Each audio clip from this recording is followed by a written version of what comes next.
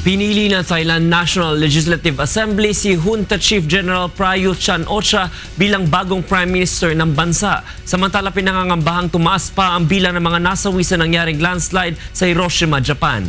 Yan at iba pang balitang abroad sa ulat ni Danny Tixon Jr. Sa Thailand, iminungkahi ng Thailand National Legislative Assembly bilang bagong Prime Minister ng bansa si Junta Chief General Prayut Chan-o-cha. Nakuha ni Chan-o-cha ang mayroong boto ng National Legislative Assembly na siya rin ang bumuo. Kasunod ng nominasyon ay ang approval at lagda ng hari. Matapos ang formal na appointment ay agad bubuo si Chan-o-cha ng panibagong gabinete.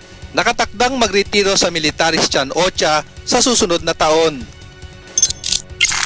Sa Iraq, maglulunsad ng panibagong airstrike ang Amerika laban sa mga militanteng Islamic State of Iraq and Syria o ISIS sa Iraq. Ayon kay US President Barack Obama, titiyakin nila na mananagot ang mga nasa likod ng karumal-dumal na pagpugot sa ulo ng American journalist na si James Foley sa Iraq. Nanawagan rin si Obama ng joint effort upang masugpo ang anyay cancer ng mga jihadis sa Iraq at Syria.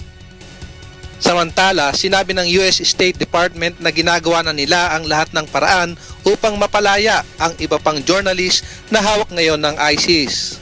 Sa Japan, umakyat na sa 39 ang bilang ng mga nasawi sa landslide sa Hiroshima, Japan.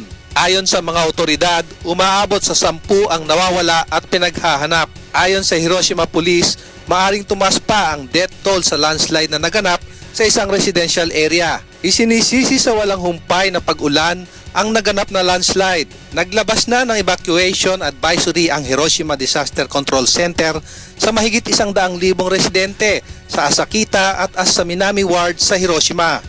Aabot sa 600 na emergency personnel ang nakadeploy ngayon upang tumulong sa search and recovery operation sa mga apektadong lugar.